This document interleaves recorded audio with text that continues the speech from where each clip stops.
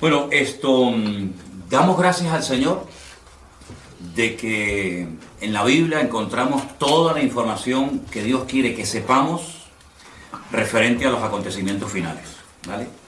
Yo tengo encima de la mesa, me gustaría que me fueran, por ejemplo, pásame. Esta Biblia que yo tengo aquí, es una Biblia muy poco conocida, que se conoce como la Biblia de la profecía. Es una Biblia que es igual que todas las Biblias del mundo, evidentemente, pero es una Biblia que tiene estudios sobre temas proféticos y tiene muchísimos esquemas, muchísimas fotografías, muchísimos estudios, libro por libro, de todas y cada una de las profecías que aparecen en la Biblia.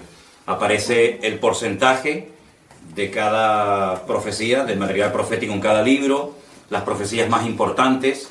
Si en algún momento quieren seguir profundizando en este tema de las profecías, pues les recomiendo esta Biblia. Es muy poco conocida, yo no sé ni cómo la conseguí, pero es una Biblia que está muy bien para estudiar todo el tema profético. Después también traje un libro que es una auténtica joya, de hecho es muy viejito, de los años 50. Para mí es el mejor libro que existe para estudiar escatología. Ahora tenemos una definición de la palabra escatología. Este libro lo escribió Dwight Pentecost y se llama Eventos del Porvenir. Es un libro excelente porque tiene una particularidad, y es que él presenta las distintas interpretaciones sobre pasajes bíblicos. Generalmente yo tengo docenas y docenas de libros de Daniel, de Apocalipsis, de escatología bíblica, y lo que ocurre es que el autor de ese libro te presenta su postura teológica. Pero sin embargo, este autor es muy bueno porque te dice, hay personas que este pasaje lo interpretan así, así, así. Y hay otras personas que lo interpretan así, así y asado. Y te dice qué versículos se pueden utilizar para defender una postura teológica, qué versículos se utilizan para defender otra. Entonces es un libro extraordinario. Yo me imagino que se puede conseguir este libro en el día de hoy, pero es el mejor. Sinceramente, de todos los que yo tengo, es el mejor. Luego yo les voy a recomendar, esto es un material, sí, no te preocupes. Después, con el paso del tiempo, sería bueno que ustedes se fueran haciendo con algo de material para tener en casa, ¿no? Para que ustedes sean autodidactas y puedan estudiar la Biblia por sí solos. Yo les voy a recomendar 2 diccionarios. Este es uno de ellos, Nuevo Diccionario Bíblico Ilustrado. Es un diccionario bíblico muy bueno, que además contiene muchas fotografías y muchos gráficos, muchísima información. Es un diccionario extraordinario, pero que muy bueno. Y después hay otro que yo suelo utilizar mucho, que es este también, que se llama el diccionario Vine, pero este ya se centra más en explicación de palabras griegas y hebreas. Te dice dónde aparecen esas palabras, cómo se han traducido, y es un diccionario muy práctico a la hora de decir, bueno, esta palabra realmente ¿qué significa? ¿Cómo se tradujo esta palabra en este libro? ¿Cómo se tradujo en otro momento de la historia en otro libro? Es un libro extraordinario. Y luego tengo todo el Nuevo Testamento con el texto griego. Ustedes saben que el idioma griego es un idioma tremendamente rico, y a veces una palabra traducida no explica exactamente lo que se quiso decir en un principio. Entonces este es un volumen extraordinario, porque antiguamente venían 6 volúmenes, en 6 tomos, pero ahora lo han hecho en uno solo, y entonces se titula Comentario al texto griego al Nuevo Testamento. Durante estas próximas clases les iré recomendando diferentes libros para que ustedes tengan material muy bueno a la hora de conocer el tema de la escatología. Tenemos aquí en la pizarra una explicación, una definición de la palabra escatología, una palabra que parece muy raro, pero que no es tan complicada. La escatología bíblica, ¿vale?, es la rama de la teología. Teo es Dios, eología es palabra. Es la rama de la teología que trata de los acontecimientos finales.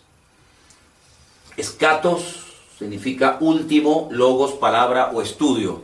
Entonces es el estudio de las palabras que tienen que ver con los últimos tiempos.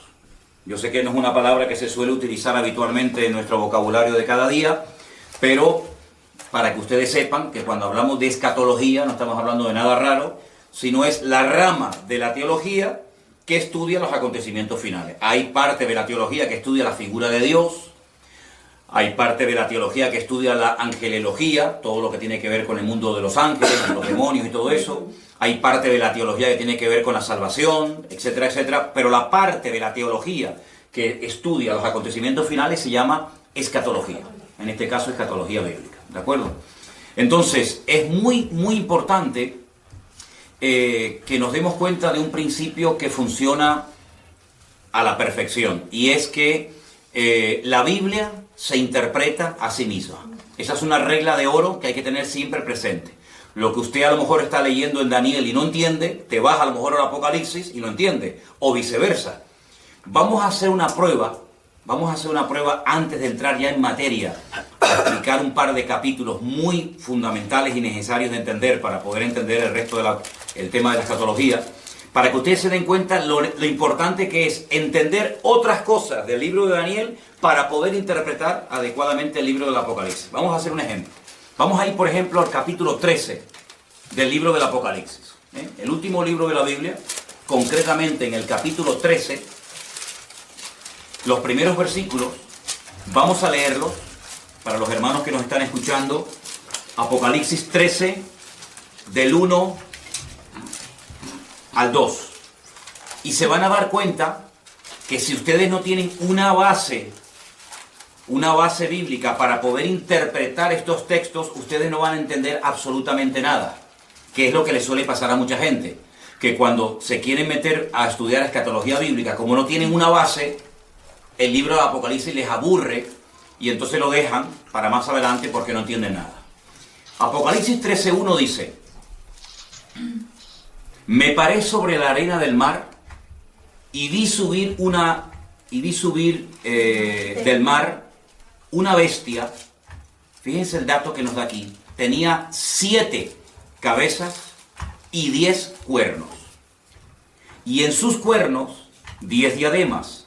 Y sobre sus cabezas un nombre blasfemo. La bestia que vi era semejante a un leopardo. Sus pies como de oso. Y su boca como boca de león. Y concluye el versículo 2 diciendo que el dragón le dio 3 cosas. Le dio poder, le dio su trono y le dio grande autoridad. Ahora, está bien claro que este animal no existe. No hay ningún animal que se parezca a un leopardo, pero que cuando observa sus pies es como un oso y cuando habla es como un león. Entonces uno dice, esto no se puede interpretar literalmente. Detrás de esto hay un lenguaje simbólico. Cada animal, cada cosa que aquí nos proporciona el texto, tiene que significar algo, y como no sé lo que es ese algo, no entiendo el pasaje. Entonces lo que la gente hace es que lo descarta y ya digo, lo deja para más adelante.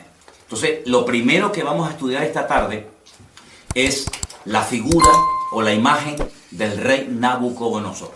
Y nos vamos al capítulo 2 del libro de Daniel. Leí estos versículos de Apocalipsis 13 para que os deis cuenta que si ustedes no entienden el pasado, no pueden entender el futuro.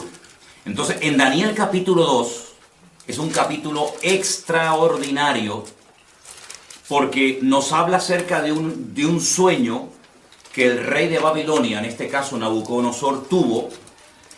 Y entonces él dice que él quería saber su interpretación. Pero cuando él se reúne con todos los magos, sátrapas y adivinos de su corte, él les dice algo. Quiero que ustedes me interpreten el sueño que he tenido. Quiero saber lo que significa. Pero lo primero que quiero es que me digan qué fue lo que soñé. Y cuando yo vea que ustedes han sido capaces de contarme lo que yo soñé, entonces yo sabré que ustedes son capaces de interpretarme el sueño. Claro, esto nunca se había pedido. Las personas que estaban a su alrededor en la corte le dijeron, pero rey, ¿cómo te vamos a interpretar el sueño si no nos lo cuentas? Cuéntanos el sueño y nosotros te diremos lo que significa. Y él dijo, de eso nada. Si no me cuentan el sueño y a continuación su interpretación, los mando a matar a todos. Daniel, que vivía en el palacio del rey Nabucodonosor, pidió tiempo. Dijo, bueno, dame tiempo, vamos a orar, a ver si el Señor me quiere interpretar o me quiere dar la interpretación y a continuación también el sueño que has tenido. Vamos a Daniel capítulo 2. Después de orar y de buscar al Señor intensamente en oración, el Señor le reveló a Daniel lo que había soñado y lo que significaba ese sueño. Estamos en Daniel capítulo 2, versículo 27. Daniel capítulo 2, versículo 27. El misterio que el rey demanda, ni sabios, ni astrólogos, ni magos, ni adivinos lo pueden revelar al rey. Así de claro. Esto es imposible. Porque jamás en la historia había ocurrido que un rey quiere que le cuenten primeramente el sueño y después la interpretación. Pero hay un Dios en los cielos, el cual revela los misterios, y él le ha hecho saber al rey Nabucodonosor lo que ha de acontecer en los postreros días. He aquí tu sueño y las visiones que has tenido en tu cama. Versículo 29. Estando tú, oh rey, en tu cama, te vinieron pensamientos por saber lo que había de ser en lo porvenir. Y el que revela los misterios te mostró lo que ha de ser.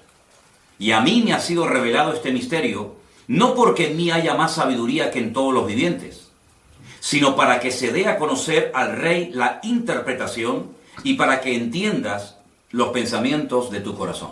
Daniel no está atribuyendo ninguna gloria para sí mismo, sino que él lo que está dejando bien claro es que no hay hombre alguno en la tierra que sea capaz de interpretar esto, ni siquiera él. Pero sin embargo él exalta y levanta la figura de su Dios y dice, pero hay un Dios en los cielos que lo sabe todo, que lo conoce todo. Ahora, la interpretación del sueño es algo impresionante, porque te vas a dar cuenta de que Dios es el que conoce y revela la historia cuando Él quiere y como Él quiere. Escucha la interpretación del sueño. Versículo 31. Tú, oh rey, veías y aquí una gran imagen, esta imagen que era muy grande y cuya gloria era muy sublime, estaba en pie delante de ti, y su aspecto era terrible. La cabeza de esta imagen era de oro fino, solo la cabeza, su pecho y sus brazos de plata, su vientre y sus muslos de bronce, sus piernas de hierro, sus pies en parte de hierro y en parte de barro cocido.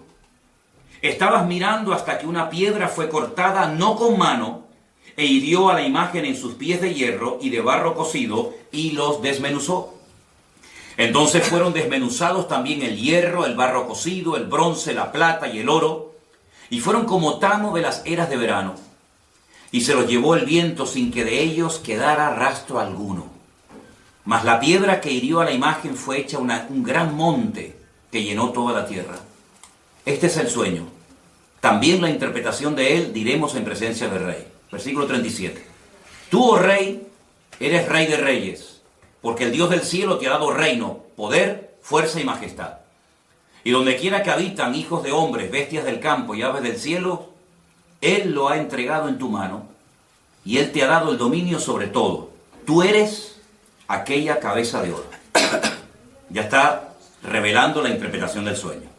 Después de ti se levantará otro reino inferior al tuyo, y luego un tercer reino de bronce, el cual dominará sobre toda la tierra. Y el cuarto reino será fuerte como hierro, y como el hierro desmenuza y rompe todas las cosas, y desmenuzará y quebrantará todo. Y lo que viste de los pies y los dedos, en parte de barro cocido de alfarero y en parte de hierro, será un reino dividido, mas habrá en él algo de la fuerza del hierro, así como viste hierro mezclado con barro cocido. Y por ser los dedos de los pies en parte de hierro y en parte de barro cocido, el reino será en parte fuerte y en parte frágil.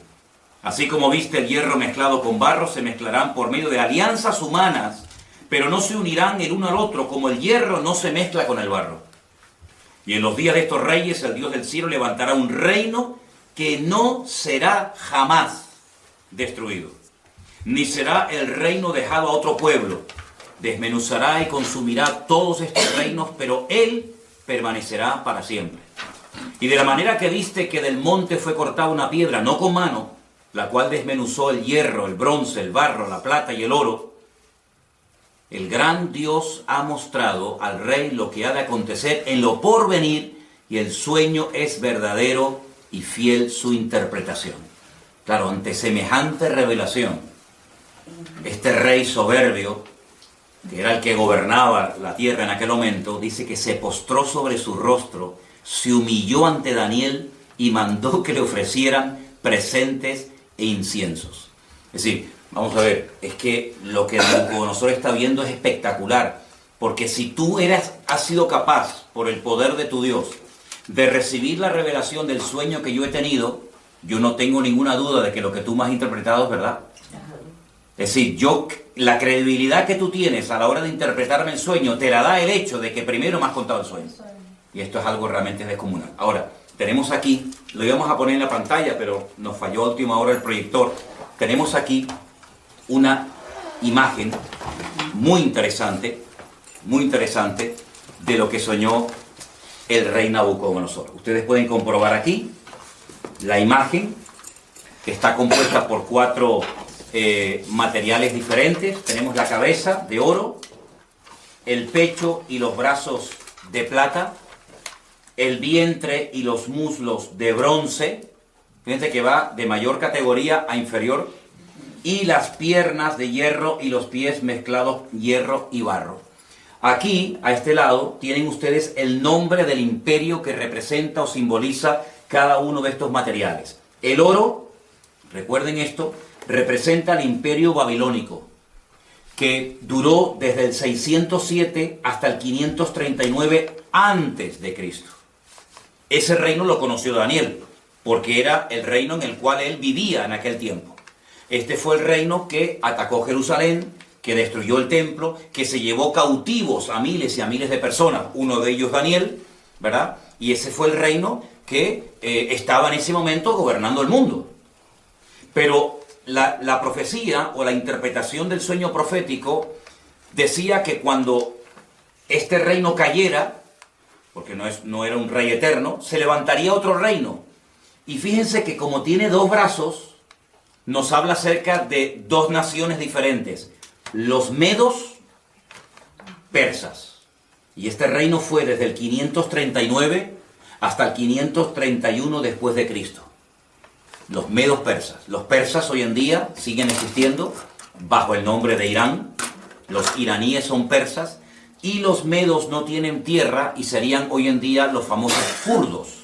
Los kurdos, los que están siempre tratando de reclamar un trocito de tierra para ellos. Y esto, cuando tú miras atrás, claro, para Daniel esto era profético, esto no se había dado. Esto era, bueno, vamos a ver si esto es verdad. Pero tú sabes perfectamente que cuando miras atrás, no solamente porque la Biblia lo dice, sino porque la historia secular lo corrobora, efectivamente.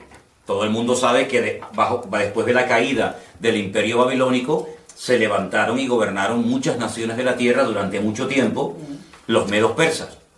Pero ese imperio, que también lo conoció Daniel, pues cayó y se levantó un tercer imperio que lógicamente ya Daniel no pudo conocer, porque si no, este hombre ¿cuántos años va a tener? ¿Ve? Este imperio, que era el imperio de los griegos, del cual habla mucho la Biblia en el libro de Daniel, iría desde el 331 hasta el 168 antes de Cristo, y está representado por el vientre y los muslos de bronce, ¿vale? Y el rey más famoso de este imperio, sin lugar a dudas, fue Alejandro Magno, del cual indirectamente también habla la Biblia, y lo vais a ver en otras profecías y en otros capítulos del libro de Daniel. Pero el imperio... Perdón, ¿de sí. bronce o de cobre? ¿Perdón? ¿De bronce o de cobre? De bronce. Ahí pone cobre. ¿De cobre? ¿Dónde está? Aquí, mira. Sí, bueno, pero bronce. Es bronce. Bronce. ¿Ok? Ese imperio, aunque fue un imperio muy importante que ejerció una influencia tremenda, prueba de ello es que el Nuevo Testamento se escribió en el idioma de esta gente, en el idioma de los griegos, ¿vale? Ese imperio cayó, y hay cosas muy interesantes que contar acerca de ese imperio.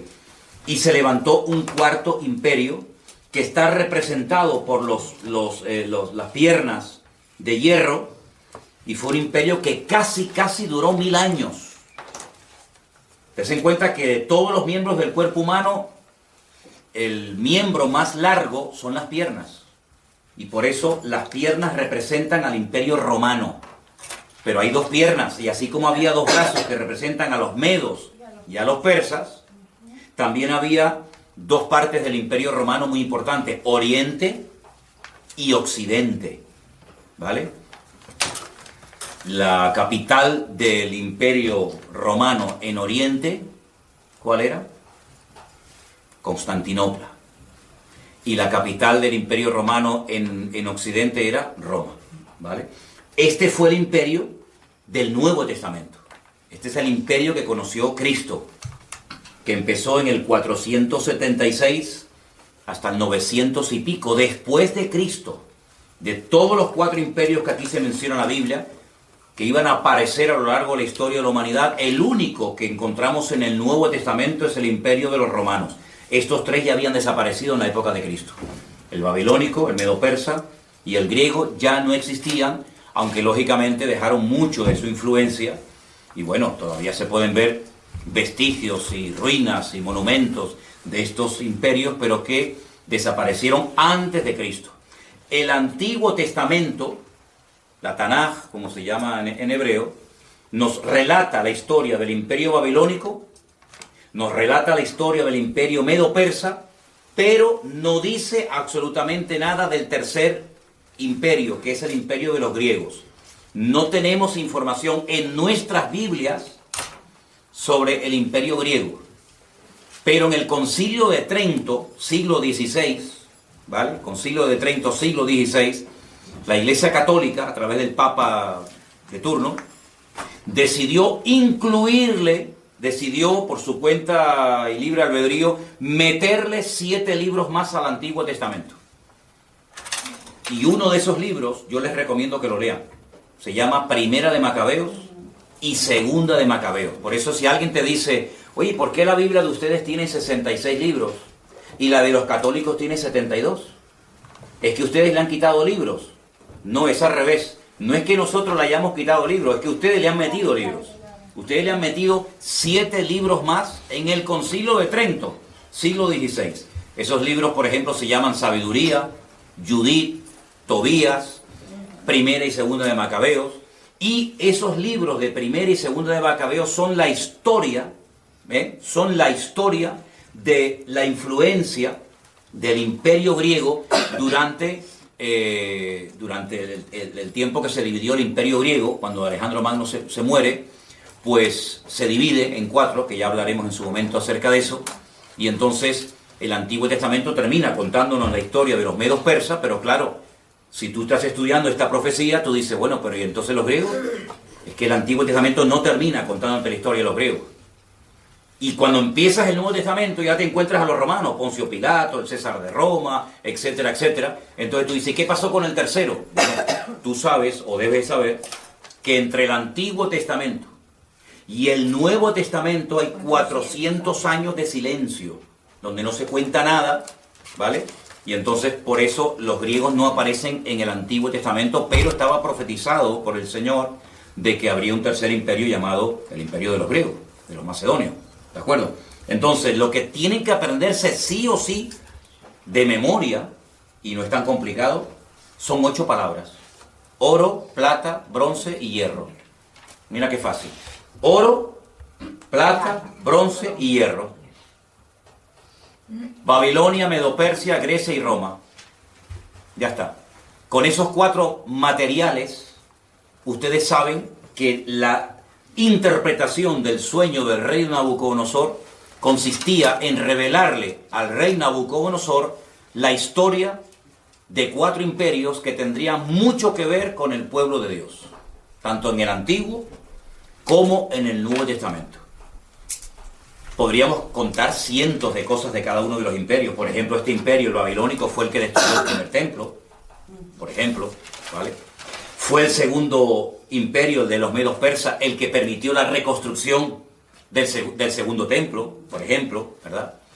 Ahí está, en este segundo periodo, en este segundo templo, está la historia del famoso libro de Esther, donde está Asuero, donde está el rey Artajerjes, el rey Darío, ¿vale? El rey Ciro. Todo eso ocurre bajo el gobierno de los medos persas, el segundo imperio que hubo, ¿vale? Hay muchas cosas que se pueden contar acerca de cada uno de estos imperios. Fue el cuarto imperio el que, por así decirlo, inventó el sistema de muerte más despiadado y humillante del mundo, que es la crucifixión, y era el que estaba profetizado que emplearían con la figura de Cristo. Por eso el Mesías no podía haber nacido antes del Imperio Romano, porque prácticamente no existía la crucifixión, ¿vale? Fue el Imperio griego, con su cultura y su filosofía y su idioma tremendamente rico, el que utilizó el Señor para la traducción de la Biblia por primera vez. La primera vez que se tradujo la Biblia, el Antiguo Testamento, ¿vale? El Nuevo Testamento aún no estaba escrito, fue en el idioma griego. Y esa versión se conoce como la versión o la Biblia de la Septuaginta. Porque se llevaron a 70 intérpretes de la Biblia a la ciudad de Alejandría y allí se les pidió que tradujeran la Biblia. Y esa primera traducción se llamó la Biblia de la Septuaginta. ¿De acuerdo? Ahora bien, esta imagen fue un sueño que tuvo el rey Nabucodonosor. Ahora pueden entender ustedes la soberbia de este rey cuando le dice Daniel: tu reino es solamente la cabeza de oro. Pero cuando tu reino caiga, se levantará un segundo, un tercer y un cuarto imperio. Pero si ustedes siguen leyendo el libro de Daniel, se van a dar cuenta que en el capítulo 3, él manda a construir una imagen toda de oro, desde la cabeza hasta los pies, como diciendo: yo no reconozco, yo no acepto, por mucho que se haya humillado y por mucho que haya reconocido que el Dios de Daniel era el verdadero. Hay un momento en el que él reflexiona y dice: ¿cómo? ¿Que va a haber un segundo imperio, un tercero y un cuarto? De eso nada. Él manda a construir una estatua de oro. Les voy a leer unos versículos simplemente del capítulo 3. El rey Nabucodonosor, verso 1, hizo una estatua de oro cuya altura era 60 codos, su anchura era de 6 codos, la levantó en el campo de Dura, en la provincia de Babilonia.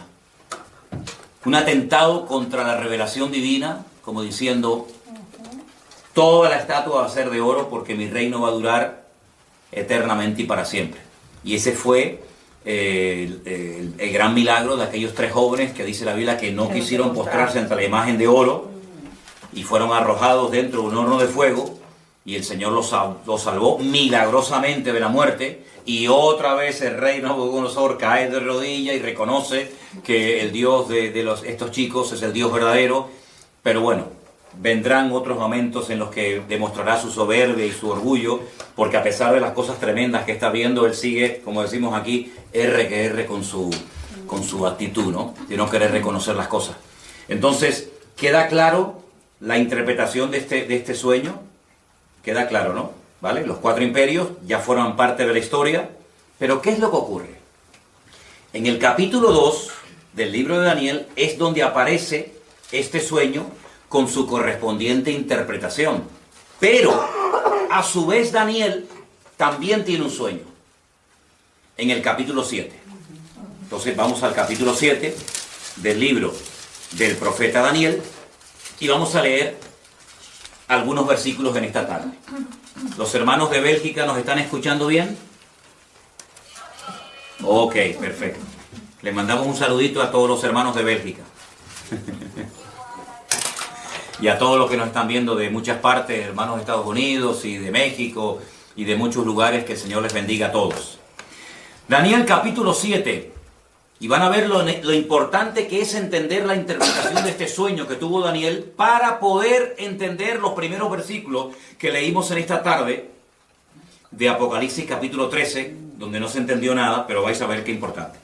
Daniel capítulo 7, voy a pedirles a algunos de ustedes que lea un versículo, yo leo el siguiente, pero tienen que leerlo fuerte porque estamos grabando, ¿de acuerdo? Daniel 7:1. En el primer año de Belsasar, rey de Babilonia, tuvo Daniel un sueño. ¿Ven? Ya no está Nabucodonosor como rey, ahora es Belsasar, pero sigue estando el reino de Babilonia. Tuvo un sueño y visiones de su cabeza mientras estaban en su lecho. Luego escribió el sueño y relató lo principal del asunto. ¿Alguien que lea el versículo 2? Daniel dijo: miraba yo en mi visión de noche, y he aquí que los 4 vientos del cielo combatían en el gran mar. Versículo 3 dice, y 4 bestias grandes diferentes, la una de la otra, subían del mar. La primera era como león y tenía alas de águila.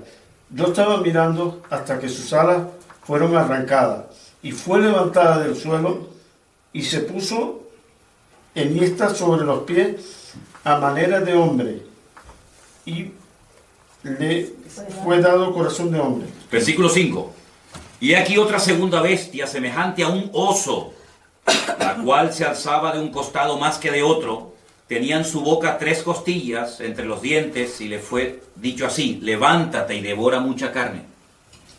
Después de esto miré, y he aquí otra, semejante a un leopardo, con 4 alas de ave en sus espaldas. Tenía también esta bestia 4 cabezas, y le fue dado dominio.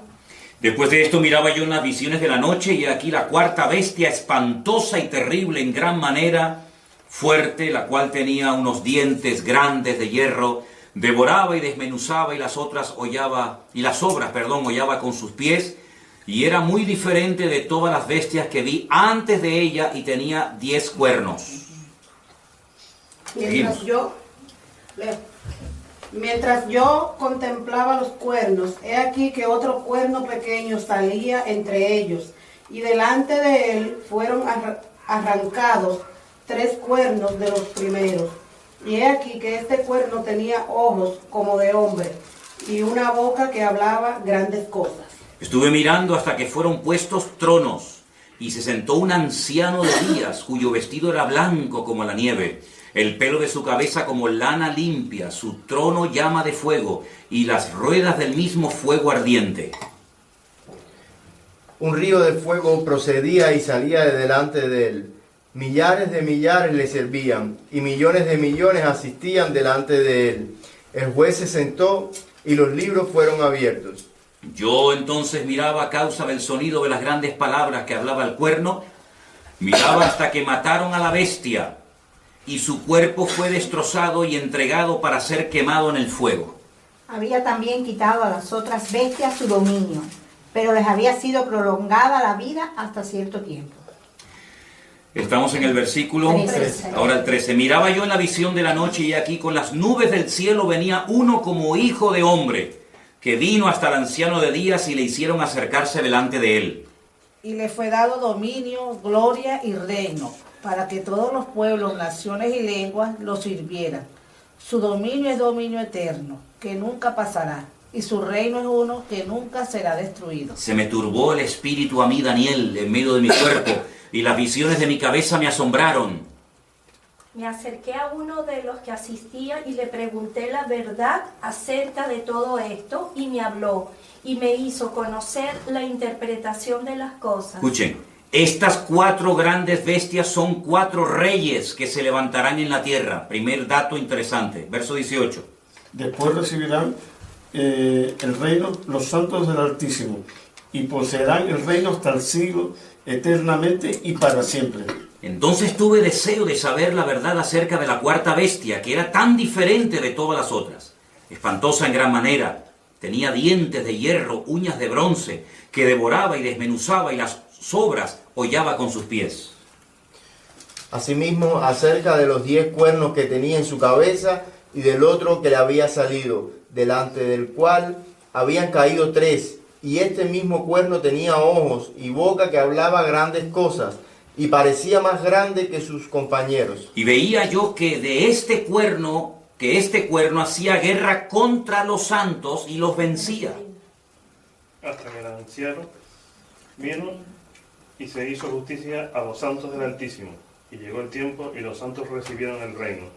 Podríamos seguir leyendo todo el resto del capítulo, que no tiene desperdicio, y creo que es bueno que lo leamos, porque lo que más le llamó la atención a Daniel fue la 4ª bestia, sobre todo, ¿no? Dice que la 4ª bestia será un 4º reino en la tierra, el cual será diferente de todos los otros reinos, y a toda la tierra devorará, trillará y desmenuzará. Despedazará, perdón. Y los 10 cuernos significan que de aquel reino se levantarán 10 reyes, y tras ellos se levantará otro, el cual será diferente de los primeros, y 3 reyes derribará. Y hablará palabras contra el Altísimo, y a los santos del Altísimo quebrantará, y pensará en cambiar los tiempos y la ley, y serán entregados en su mano hasta tiempo, tiempos y medio tiempo. Pero se sentará el juez y le quitarán su dominio para que sea destruido y arruinado hasta el fin. Y que el reino y el dominio y la majestad de los reinos debajo de todo el cielo sea dado al pueblo de los santos del Altísimo, cuyo reino es reino eterno, y todos los dominios le servirán y le obedecerán. Aquí fue el fin de sus palabras. En cuanto a mí, Daniel, mis pensamientos me turbaron y mi rostro se demudó, pero guardé el asunto en mi corazón. Tremendo las visiones y los sueños que esta gente tenía, ¿verdad? Ya el primer sueño del rey Nabucodonosor quedó interpretado. Ahora vamos a interpretar, vamos a decir qué es lo que significan estas 4 bestias que ustedes tienen aquí en la imagen. No sé si se verán bien, porque depende de donde estén sentados, se ve mejor o peor. Primer animal que vio Daniel, un león con alas. Un león con alas. Segundo animal que ve, un oso con 3 costillas en la boca y dice que está apoyado sobre una pierna más que de otro. Luego, ahí hay una falta de estabilidad tremenda. Tercer animal que ve, un leopardo con 4 cabezas. Y la cuarta bestia que ve, una cabeza, 10 cuernos, terrible, espantosa, destructiva,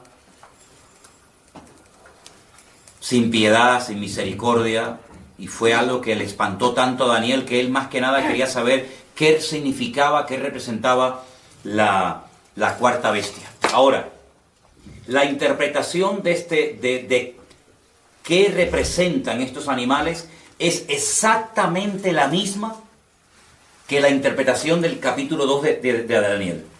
La cabeza de oro representa o representaba a Babilonia, ¿sí o no? Sí. Al lado de la cabeza pongan el león con alas, representa también a Babilonia.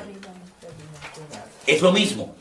Lo que pasa que Daniel, como siervo de Dios, ve la ferocidad de los reinos, mientras que, digamos que Nabucodonosor, como rey, lo que ve es la grandeza de los reinos, el oro, la plata, etcétera, etcétera, ¿no? Lo rápido que atacaba ese imperio está representado por las alas del león, ¿verdad? El oso representa a los medos persas, exactamente igual. Uno de los dos era más fuerte que el otro. Los persas eran más fuertes que los medos. Y por eso está apoyado sobre una pata más que de otra. Las 3 costillas que lleva en la boca representan 3 naciones, que le voy a decir qué naciones representan. Tengo aquí otra Biblia. Apunten que esas 3 costillas en la boca representan a Babilonia, Lidia y Egipto. Babilonia, Lidia y Egipto. Lidia. Lidia. Hay un lugar que se llama Lidia, no Lidia. Egipto. Y Egipto. Perdón, no es Libia. No, Lidia. Como el nombre de... Lidia, con D. Con D. Babilonia, Lidia, Y Egipto. Y Egipto. Lidia. El leopardo de 4 cabezas representa al imperio de los griegos.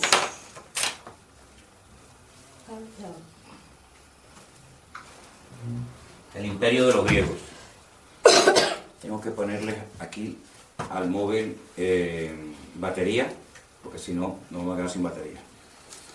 Un dato que les quiero dar, y apúntelo porque es muy importante tener en cuenta a la hora de querer interpretar correctamente la profecía. Las cabezas son imperios y los cuernos son naciones. Eso es un dato muy importante que tienen que tener en cuenta si quieren interpretar lo que es el tema profético. Las cabezas siempre son reinos y los cuernos, naciones. Naciones o pueblos. ¿Vale? ¿Ok?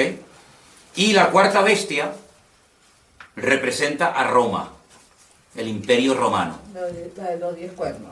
10 cuernos, pero una cabeza. Una cabeza. Esa misma bestia la van a ver en el Apocalipsis con los 10 cuernos, pero con 7 cabezas, en vez de con una. ¿Vale? Ya explicaremos por qué. Representa a Roma. A Roma. Pero no se olviden que la Biblia dice que de esa bestia, o de ese territorio que ocupó esa bestia de Roma, saldrán 10 cuernos, 10 naciones. Y de esas 10 cuernos sale uno, que es lo que llaman el cuerno pequeño, que hablaba blasfemias contra los santos del Altísimo, que le hacía guerra a los santos del Altísimo y los vencía. Ahora, en ese momento, los santos del Altísimo no eran los cristianos. La iglesia ni existía. La iglesia ni había nacido.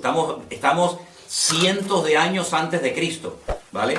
Por lo tanto, está haciendo una referencia directa a los ataques que recibirían los santos en aquel momento, que era el pueblo de Israel, ¿vale? Para saber ubicar cada cosa en su sitio. Entonces tenemos que el oro y el león con alas es Babilonia. Es lo mismo, pero visto desde 2 puntos de vista diferentes. Uno como estadista, que es lo que era el rey Nabucodonosor, otro como profeta. El leopardo, perdón, el oso es medo-persa, exactamente igual que la plata del pecho y lo de los brazos. El bronce, que representa a los griegos, está representado por el leopardo de 4 cabezas. ¿Por qué? Porque cuando muere Alejandro Magno, su imperio se divide en 4. Apunten estos 4 nombres, son un nombre un poquito raro, pero es bueno que los anoten. Lisimaco, Seleuco, Ptolomeo y Casandro. Lisimaco, repito, sí, voy despacio, perdón. Lisimaco, me hacen así los hermanos, me hacen así. Lisimaco, Seleuco, Ptolomeo y Casandro. ¿Eso qué era? Eso eran los 4 generales que se repartieron el territorio que le perteneció a Alejandro Magno, que muere a la edad de 30 años cuando él intenta reconstruir la ciudad de Babilonia. ¿Ok? ¿Puedes repetir el tercero? A ver. Ptolomeo. Ptolomeo, Casandro, Seleuco, No, Silimaco. Silimaco, sí, pero Ptolomeo, Casandro, Seleuco y Lisimaco. Recuerden ese nombre Seleuco, porque ustedes van a oír mucho del imperio griego, que tiene que ver mucho con Israel, de los famosos seleucidas. Los seleucidas, cuando ustedes vayan a leer en la Biblia católica esos libros de historia de Israel que le añadieron, como dije antes, en el siglo XVI, Concilio de Trento, al Antiguo Testamento, ustedes van a encontrar un personaje terrible, llamado Antíoco Epifanes. Ese era un seleucida, porque el imperio romano se dividió en 4 y la parte que a él le correspondió era la parte que conocemos hoy en día como Israel. Y este es el que coge un cerdo y lo sacrifica en el altar en el templo de Jerusalén.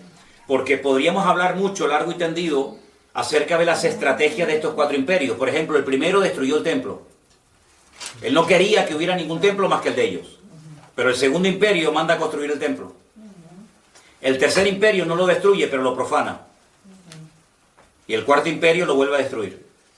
Entonces son las distintas estrategias de Satanás a lo largo de la historia, de cómo él ataca al pueblo de Dios. Uno lo destruye, a otro intenta que se asimilen a la cultura de los griegos. De hecho, el templo en la época de los griegos se había convertido en una especie de gimnasio, donde tenían sus ídolos y sus estatuas. ¿Se dan cuenta?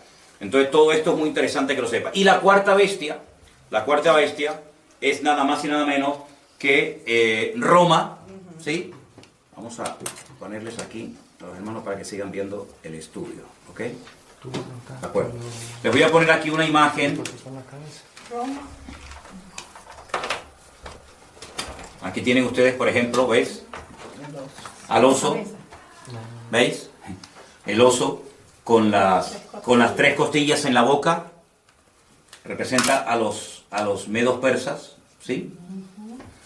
Vamos a ver si puedo ponerles otras imágenes, porque a veces, como dice el refrán, una imagen vale más que 1000 palabras, ¿no? Tenemos, por ejemplo, miren esta imagen de este... Aquí tenemos el león. El león con las alas. ¿Quién era el león con las alas? Babilonia. Ahí lo tenemos. Bueno, en algunos lugares, aquí en Santa Cruz, hay edificios que en lo alto tienen un león con alas. De hecho, hay una compañía de seguros. Hay una compañía de seguros que su símbolo es el león con alas. Y hay edificios de los antiguos masones en Santa Cruz de Tenerife que aparecen en las fachadas y en las azoteas leones con alas, porque se identifican con el imperio de Babilonia. La palabra Babilonia viene de Babel, que significa confusión. Esa famosa torre de Babel, allí se estaba construyendo. ¿Y cuál era la capital en aquel tiempo de esta gente? Pues era Nínive, a donde quería mandar el Señor a su siervo, el profeta Jonás, ¿no? Entonces, vamos a ir otra vez a Apocalipsis capítulo 13 y vamos a cambiar las palabras que aparecen ahí por los nombres de los imperios. Y vas a ver cómo lo vas a entender ahora perfectamente. Al principio, Apocalipsis 13, 1 y 2, lo leímos y nadie entendió nada. Ahora vas a ver que lo vas a entender perfectamente con esta pequeña explicación que te he dado. ¿Alguien que me lea los 2 primeros versículos, por favor? Me paré sobre la arena del mar y vi subir del mar una bestia que tenía 7 cabezas y 10 cuernos, y en sus cuernos 10 diademas y sobre sus cabezas un nombre blasfemo. Ok, ahora vamos a sustituir el nombre de los animales por los imperios que representan. Vuélvelo a leer otra vez, por favor. Ustedes allí en Bélgica y los hermanos que nos ven por ahí, inténtenlo hacer en casa, pero cambiando el nombre del animal y sustituyéndolo por el imperio que representa o simboliza. Ok, otra vez. Me paré sobre la arena del mar y vi subir del mar una bestia. En otro versículo que ya les daré, el mar representa las naciones. ¿Vale? Tenía 7 cabezas, 10 cuernos. En sus cuernos 10 diademas, sobre sus cabezas un nombre blasfemo. Y la bestia que vi era semejante a... Un leopardo. ¿Y quién es el leopardo? El imperio griego. Griego. Al tercero. La bestia que vi era semejante, se parecía a un griego. Sus pies, es decir, la forma como se movía, la forma como actuaba, era como de un persa, de un medo persa. Y la forma como hablaba o se comunicaba o se expresaba como un babilónico. Entonces hay una mezcla, porque ven que el león es Babilonia, el leopardo es Grecia, el oso son los medos persas y la bestia es Roma. Pero ahora ya no es un animal el que representa un imperio, sino que ahora es una mezcla, lo que representa a esta última bestia, y esta bestia de la cual se está hablando aquí en Apocalipsis 13, es el anticristo. En Apocalipsis capítulo 13, ya lo estudiaremos en su momento, se habla de 2 personajes. Una bestia, que es el anticristo, y otra bestia, que es el falso profeta. Otro personaje completamente diferente. Digamos que el anticristo va por la línea política, es el político de turno, el que gobierna, y el falso profeta es el que se encarga, digamos, de lo religioso, de lo espiritual, por decirlo de alguna manera. Entonces uno dice, bueno, si el anticristo, o la bestia, como se lo llama en el Apocalipsis, es semejante a un leopardo o a un griego, uno tiene que indagar y estudiar fuera de la Biblia cómo era el estilo de vida de la gente griega. Y uno dice, era gente que le daba una importancia tremenda al aspecto físico. Miren la cantidad, yo no sé en otros países, pero alrededor de nuestra iglesia hay 7 gimnasios y todos llenos. Es decir, es un hombre que le va a dar una importancia tremenda a la imagen, al aspecto físico. Es interesante. Una persona que se va a cuidar, una persona que va a dar una imagen atractiva, una imagen llamativa, porque así eran los griegos, se cuidaban hasta decir basta. Pero cuidado porque eran bisexuales la mayoría de los griegos. Les gustaba tanto las mujeres, como los hombres, como los niños, como los animales, como lo que apareciera. Estamos viviendo en unos tiempos donde hoy en día hay mucha gente que dice, no, a mí me gustan las mujeres, me gustan los hombres. Terrible. Eran hedonistas, es decir, el placer como meta. El placer como objetivo. Pasarlo bien, disfrutar de la vida, sean drogas, sea sexo, sea lo que sea. Así eran los griegos. Eran gente culta. La cuna de toda la filosofía tiene su origen en Grecia. Eran gente culta, no eran estúpidos, no eran ignorantes, eran gente culta. Luego, sabían expresarse, sabían hablar. Lean los discursos ustedes de Platón, de Aristóteles, de Sócrates. Eso es alucinante, la riqueza del vocabulario, ¿verdad? La demagogia que utilizaba aquella gente, la oratoria que tenían, todo eso lo va a tener este tipo, ¿verdad? Porque se va a parecer a un griego. Pero además dice que sus pies, su forma de actuar, era como de un oso. Y los osos son los persas. Claro. Oigan hablar ustedes a los persas. Te cautivan. Hablan así, muy suave. Calmado. No es como los árabes que hablan muy brusco, muy cerrado, muy bruto el idioma, ¿no? El persa es muy suave en su forma de hablar, muy tranquilo, te cautiva. ¿No han visto los gatitos persas, lo lindos que son? Son así los persas, son cautivadores, son seductores, te atrapan, su forma de ser es impresionante. Pero dice la Biblia que su boca es como la de un león, destructivos a más no poder. Entonces te das cuenta que es una mezcla de culturas, es una mezcla de pueblos, de influencias del pasado. Te das cuenta lo importante que es saber lo que significan los animales del Antiguo Testamento, claro. Porque si no, no te enteras a la hora de interpretar el Nuevo. Pero hay un dato muy importante.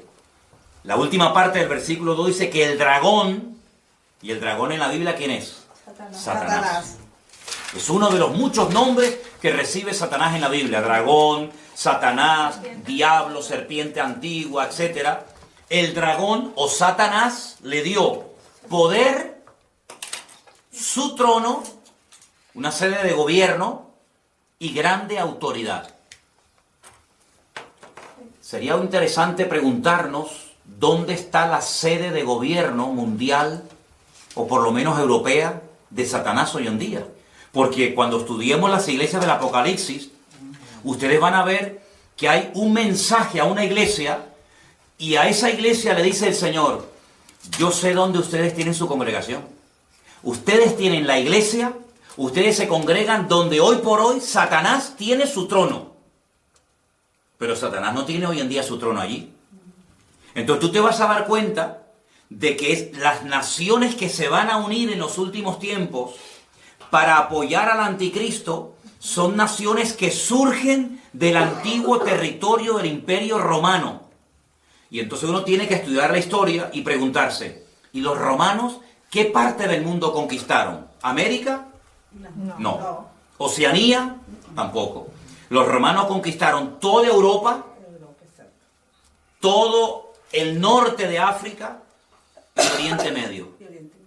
Por eso ven dos piernas, porque una pierna representa un continente y la otra pierna representa la otra parte. África y Occidente. Qué curioso que el único continente del mundo que se ha unido militarmente, económicamente, políticamente, etcétera, ¿cuál ha sido? Europa. Europa hace años se enfrentó en una guerra donde murieron 65 millones de personas, donde franceses, alemanes, ingleses, austríacos, polacos, todos se odiaban. Sin embargo, hoy en día son amigos y se sientan todos a comer en la misma mesa. Hubo una primera guerra mundial donde murieron millones de personas. Es decir, el único continente donde se han llevado a cabo 2 guerras mundiales ha sido Europa. Y sin embargo, hoy en día se han unido y hay una sede de gobierno hoy por hoy en Europa que está desde donde nos están viendo ahora mismo nuestros hermanos de Bélgica, allí en Bruselas, desde donde está la sede de gobierno europeo, y lo que se aprueba ahí afecta para bien o para mal al resto de Europa. De hecho, los españoles, los franceses, los alemanes, etcétera, tienen sus eurodiputados, sus representantes en ese lugar donde se dictan leyes de todo tipo. Entonces se dan cuenta de que lo que antes era un sueño o algo imposible, que incluso tuviéramos una moneda en común, los alemanes, los franceses, los italianos, los belgas, los portugueses, los griegos, etcétera, hoy en día es una realidad, ¿verdad? El euro, Europa, hasta nuestro nombre, hasta el nombre de nuestro continente tiene nombre de mitología griega. Estudien, vean, yo no lo voy a decir, pero estudien ustedes, indaguen quién fue Europa. ¿Quién fue Europa? ¿De dónde viene el nombre Europa? Era parte de la mitología de la historia griega. Entonces se dan cuenta que el imperio griego ha caído, pero la influencia griega sigue estando hoy en día, vamos, entre nosotros de una forma tremenda, tremenda. Entonces, por una parte uno ve gente muy culta, pero por otra parte ve a esa gente tan culta que son después unos auténticos salvajes y unos auténticos liberales, porque va a haber una mezcla de cultura, de salvajismo, de religiosidad, de espiritualidad. Ah, y una cosa, los griegos eran muy religiosos. No se olviden ustedes que cuando el apóstol Pablo fue a Grecia, al Areópago, dice que caminó por la mañana y luego por la tarde lo invitaron a compartir la palabra y dijo, hermanos o amigos, veo que ustedes sois gente muy religiosa, porque tenéis dioses para todo. Incluso observé que tenéis un altar donde hay abajo, al pie del altar, una inscripción que dicen, al Dios no conocido. Por si acaso se nos queda alguno por no adorar, también lo adoramos. Y Pablo, aprovechando esa coyuntura, dijo, yo vengo a hablar de ese Dios que ustedes ignoran, y comenzó a predicarles la palabra, ¿no? Entonces, vamos a estudiar en estas clases, paso a paso, cómo poder interpretar los capítulos del libro del Apocalipsis, pero antes de meternos a estudiar en profundidad los capítulos y los personajes, tenemos que tener las herramientas para interpretar. Ya sabemos interpretar los materiales. Si yo les digo la plata, los medos persas. El oro, Babilonia. El leopardo de 4 cabezas, que representa la división del imperio griego cuando muere Alejandro Magno, los 4 generales, ya sabemos quiénes son, los griegos. La bestia con una cabeza y 10 cuernos, los romanos. El león con alas, los babilónicos. Bueno, ahora nos quedan los caballos que cambian de color en el libro de Apocalipsis, y también nos queda no solamente el tema de los caballos, sino también el lenguaje simbólico que se emplea cuando se habla de algunos imperios en particular, como por ejemplo el macho cabrío y el carnero. Eso lo vamos a ver la próxima semana, cómo hay una batalla entre el macho cabrío y el carnero, cómo se enfrentan el uno al otro, cómo hay un cuerno que le crece de una forma enorme, de una forma desproporcional. Todo eso lo vamos a ir viendo, porque el libro del Apocalipsis está escrito en un lenguaje simbólico y hay que dominarlo. Pero luego una cosa que yo creo que es fundamental es, después, con toda esta información, saber poner cada pieza en su lugar. Es decir, todo el mundo ha oído hablar algo del anticristo, de la marca de la bestia, del falso profeta, de Armagedón, ¿vale? Ahora, con todas esas piezas, ¿dónde va cada una? ¿Qué es primero? ¿Los sellos, las copas, las trompetas, el caballo negro, el caballo blanco, el amarillo? ¿Qué va primero? ¿La marca de la bestia o el arrebatamiento de la iglesia? ¿Qué va segundo? ¿La gran tribulación? Todo eso hay que saber ponerlo en su sitio, y la próxima semana, Dios mediante, vamos a poner aquí en la pizarra, vamos a hacer por orden los acontecimientos. Vamos a dar algunos versículos, como mínimo 3 por cada acontecimiento, para que ustedes puedan demostrar, yo creo en esto, por esto, porque lo dice la Biblia, y aprendernos el orden y explicar cada uno de esos acontecimientos, ¿de acuerdo?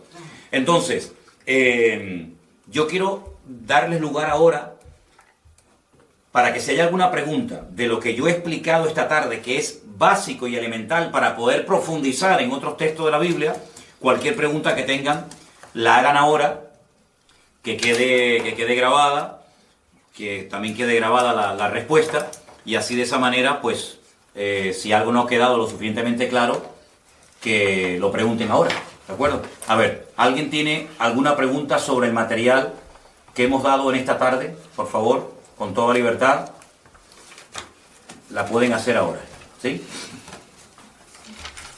Pastor, los 4 generales que cuando Alejandro Magno, que se separaron, ellos también, por supuesto, ellos formaron parte de lo que es ahorita Europa.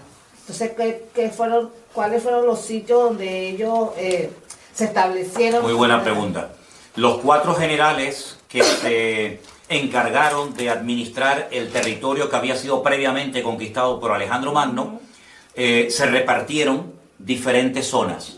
Unas zonas tocaba Europa. Yo lo voy a decir exactamente el próximo día, ¿sí?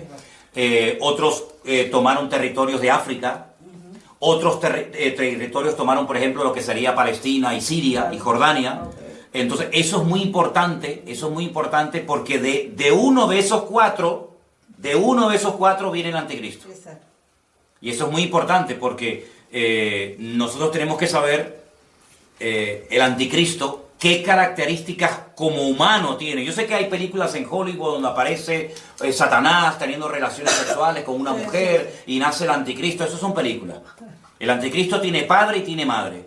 El anticristo es un político de carne y hueso que se dará a conocer, que tendrá un poder tremendo, una influencia tremenda a nivel mundial, que tendrá apoyo militar, apoyo económico, apoyo político de muchas naciones y que va a llevar en un principio a muchas naciones, digamos, a la prosperidad, a la abundancia, etcétera, pero que al final quebrantará todos los pactos y acuerdos y convenios que previamente había firmado y establecido, incluido uno con el pueblo de Israel, ¿verdad? Les traicionará y entonces se volverá el peor gobernante de todos los tiempos, con matanzas y con guerras y con injusticias tremendas, ¿no?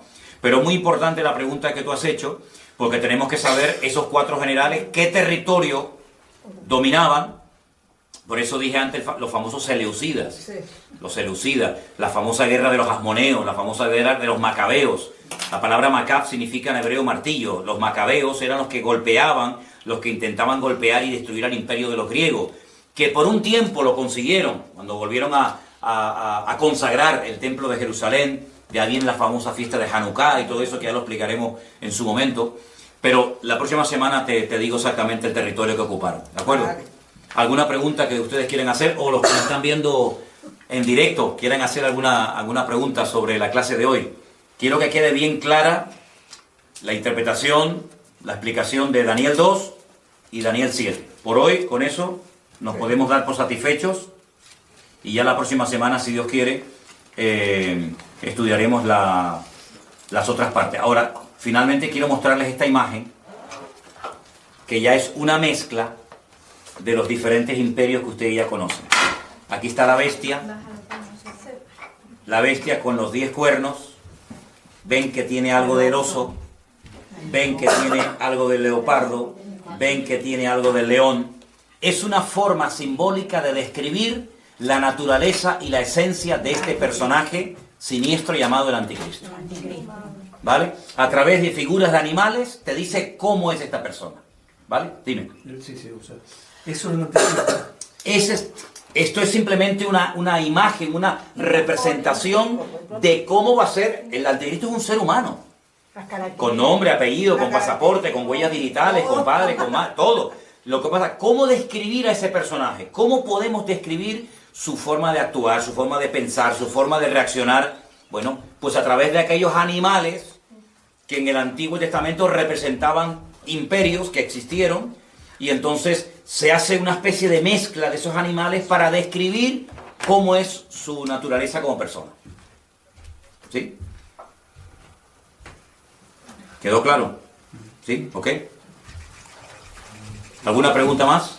La otra bestia y el dragón irán por separado, pero tendrán estarán interconexionados con... Totalmente. Con la misma... Sí, la primera bestia del Apocalipsis 13, que surge del mar, dice en el versículo 1, vi subir del mar una bestia, y la describe. La otra, la del versículo 11, dice, después vi otra bestia que subía de la tierra, y tenía cuernos semejantes a los de un cordero, pero hablaba como un dragón. Son 2 bestias diferentes, pero están, totalmente unidas.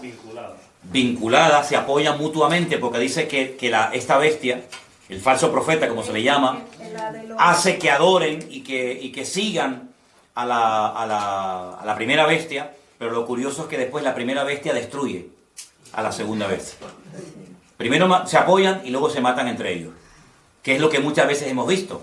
Los cananeos, aquellas 7 naciones de Canaán, eran los filisteos, los amorreos, en fin, todas las naciones se odiaban, se mataban entre ellos, pero cuando tenían un enemigo en común, se unían para hacer fuerza, para pelear contra Israel, pero luego después entre ellos se mataban, y entre ellos se odiaban, ¿no? Como por ejemplo pasa hoy en día en el mundo árabe, que se odian entre ellos, se matan entre ellos, pero luego cuando tienen que pelear con un enemigo más poderoso que ellos, se unen, pero es como el barro con el hierro, que dice que así como no pega, se quieren unir naciones que tienen un enemigo en común, pero en el fondo no dejan de odiarse, ¿no? Y de matarse el uno al otro, ¿no? Tremendo. ¿Vale? Y por ejemplo, sí. En este caso, ahora se va a firmar el 14 de mayo, que se cumple justamente el tiempo de independencia de creación de Israel, ese movimiento ecuménico que se está haciendo con que se quiere firmar ahora en mayo con el Papa, el Vaticano. ¿No sería simbólicamente la representación así de este falso profeta? Bueno, vamos a ver en la Biblia qué nos dice la Biblia acerca del falso profeta. La Biblia nos habla muchísimo, nos da datos muy interesantes, porque claro, vamos a ver, uno dice, bueno, el anticristo, vale, tiene que venir. Pero bueno, ¿cómo reconocemos a este señor si ya está, si no está? ¿De dónde tiene que venir? ¿Cómo es? ¿Cómo no es? La Biblia te da un montón de información, porque si no, ¿para qué me dice que va a venir el anticristo si no me dice cómo va a ser y cómo tengo que reaccionar? El falso profeta. Sí, va a venir un falso profeta y tal, que parece un cordero a priori, pero que luego cuando habla es un demonio. Pero ¿cómo puedo reconocerlo? La Biblia nos da unos datos hasta de cómo se visten, hasta de cómo se van a vestir, cómo van a actuar. Entonces, claro, con todos esos datos, tú los analizas y comienzas a descartar. Bueno, estas características las cumple, por ejemplo, este sector o esta religión, ¿sí o no? No, entonces esto no puede ser. ¿Y estas características pegan con esta religión? Pues no. ¿Y estas características que me dice aquí la Biblia pegan con esta? Dice, ostras, pues sí, pega muchísimo. Porque además te dice hasta dónde va a tener su sede de gobierno. Exacto. Desde dónde van a gobernar. Entonces, claro, ante estos datos, uno que vamos a suponer que uno es imparcial, ¿no? Y uno dice, bueno, yo quiero saber esta gente quiénes son. Pues tengo que coger a los budistas, tengo que coger a los musulmanes, tengo que coger a los hinduistas, tengo que coger a los católicos, tengo que coger a todo el mundo, y por descarte tengo que ir seleccionando y diciendo, bueno, pues las características que me proporciona la Biblia pegan más con esta gente que con aquellos. Entonces todo eso lo vamos a ver porque la Biblia, y sobre todo el Apocalipsis, se escribió para darnos información, no para confundir.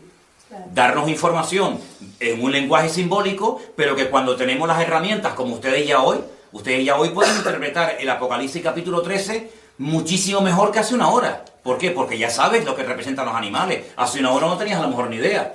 Pues cada semana tú vas a tener un montón de datos. Es como una plantilla, ¿no? Yo la pongo encima del texto y digo, el dragón significa esto, la bestia significa lo otro. Y te vas a dar cuenta de que vas a disfrutar, porque ahora sí que lo entiendo. Ahora sí que lo entiendo. ¿Y el anticristo y falso profeta que será? ¿Musulmán? No se sabe si es de religión, europeo. Vamos a verlo. Sí, la Biblia lo dice. Como también dice que una de las señales será que se unirán 4 potencias y una de ellas desaparecerá, será convertida a polvo. Yo lo puedo traerlo más claro, pues. Bueno, de lo que hemos leído esta tarde habla de 4 imperios que se levantarían, que finalmente serían destruidos y al final se levantaría un imperio eterno. Y claro, uno se pregunta, ¿y el imperio eterno cuál es? El que no va a ser destruido nunca. Años diciendo, Señor, una de las señales va a ser que cuando se empiezan a unir 4 potencias, esas potencias, ¿cuál será? No, más de 4 se van a unir, porque todavía no hemos entrado. Claro, es que ustedes quieren saber todo de golpe. 13 años, sí. Pero cuando vayamos, por ejemplo, al libro del profeta Ezequiel, claro, falta para eso. El profeta Ezequiel te habla de God, Magog, Meset y Tubal. Porque estamos hablando de bestias, estamos hablando de animales. No, pero ahora vamos a entrar a naciones. Y bueno, ¿quién es God? ¿Dónde está God hoy en día? ¿Dónde está Mesec? ¿Dónde está Tubal? Entonces uno tiene que decir, bueno, esas naciones antaño tenían un nombre, pero hoy en día siguen siendo las mismas con otros nombres. Hay naciones que se siguen llamando hoy en día exactamente igual que como se llamaban en la Biblia. Por ejemplo, Siria. Chipre. Siria siempre se ha llamado Siria, siempre. Egipto siempre se ha llamado Egipto. Pero hay naciones que existen hoy en día con otro nombre, pero que uno tiene que conocer cómo.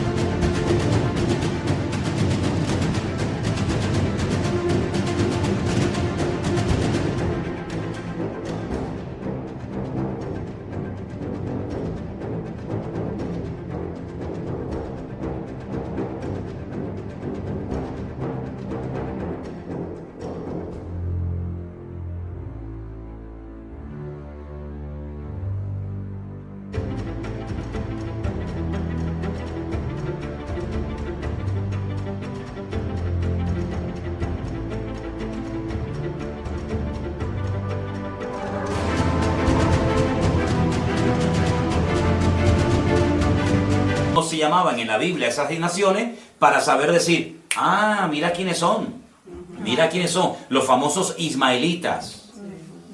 Hoy en día nadie se llama ismaelitas, pero son 10 naciones. El Señor le dijo a Abraham, 10 naciones saldrán de tu hijo Isaac, perdón, de tu hijo Ismael. ¿Y quiénes son los árabes? Porque después hay un lío con esto. Uno dice, bueno, los árabes, ¿quiénes son los árabes? Que hay mucha gente que no sabe ni quiénes son los árabes. Hay gente que tiene en común el Corán y una religión, pero no son árabes. Por ejemplo, los egipcios no son árabes. O los marroquíes, ¿no? Los egipcios no son árabes. Los iraníes no son árabes. Tú le dices a un iraní que es un árabe y lo estás insultando. Él te dice, yo soy persa, yo no soy árabe. Pero es que leen el Corán, sí, pero es que ellos son... No, y luego dentro de la misma religión hay ramificaciones que se odian. Están los suníes, están los chiíes. Sí, uno de Arabia Saudí no tiene nada que ver con un iraní, pero el iraní tiene que ir a Arabia Saudita, porque ahí está la Meca. ¿Y Marruecos? Marroquí tampoco. Los marroquíes tienen en común el idioma, pero son bereberes, que también es otra cosa, que también hay que conocer quiénes son los bereberes y todo eso, ¿no? Torco, perdón, como también se dice que el anticristo no vendrá solo, sino que aseguran que va a venir acompañado de un sistema. Sí, bueno, es que hoy ha sido la primera clase, estamos hablando de las bestias, estamos hablando de los cuernos y entonces ya entraremos en detalle sobre todos estos personajes. ¿De acuerdo? Aquí tengo otra fotografía, es que por fotografía le puedo poner miles, ¿no? Otra fotografía también de la bestia, con los cuernitos, no se olviden del famoso cuerno pequeño. Voy a ver si la puedo poner un poquito más grande para que la puedan ver. Por favor, repasen los apuntes que hoy han tomado nota. Repasen los apuntes. La próxima semana seguiremos estudiando. ¿Les parece bien esta hora? 7 de la tarde los martes. Sí. Okay. Oramos al Señor, somos despedidos. Sé que es mucho material, sé que es mucha información, pero poco a poco, tomen nota que el Señor les dará sabiduría y memoria para retener todo esto. Oramos, hermanos. Te damos muchas gracias, Padre Celestial, por esta primera clase que hemos podido tener. Te pedimos que sea de bendición todos estos estudios cada semana. Gracias por todos los hermanos que, aparte de los que están aquí, van a ver y escuchar estos vídeos, estas enseñanzas. Te pido en el nombre precioso de tu amado Hijo Jesús, que nos des mucha sabiduría y capacidad y memoria para poder retener y memorizar todos estos datos. Y sobre todo, Señor, para estar velando y orando, porque sabemos que estamos en los últimos tiempos y las profecías se están cumpliendo de una forma tremenda. Y queremos, Señor, estar preparados, no distraídos, no despistados, para que aquel día nos sorprenda como ladrón en la noche, sino estar esperándote, Señor, y diciendo como tu siervo Juan, ven pronto, Señor Jesús. Gracias por esta primera clase, te damos gracias por los que la han podido ver y participar de ella, y te rogamos, Señor, que tú traigas bendición y conocimiento a tu pueblo. En el nombre de tu amado Hijo Jesús. Amén. Y amén. Que el Señor les bendiga, hermanos. Nos vemos el próximo martes. Saludos a nuestros queridos hermanos que nos han estado viendo en directo desde Bélgica a través de una llamada de WhatsApp. Que Dios les bendiga. y a todos los que nos están viendo, que el Señor también les bendiga. Que el Señor les guarde a todos. Bendiciones para todos. Chao, chao, mis hermanos queridos. Chao, chao. Bendiciones.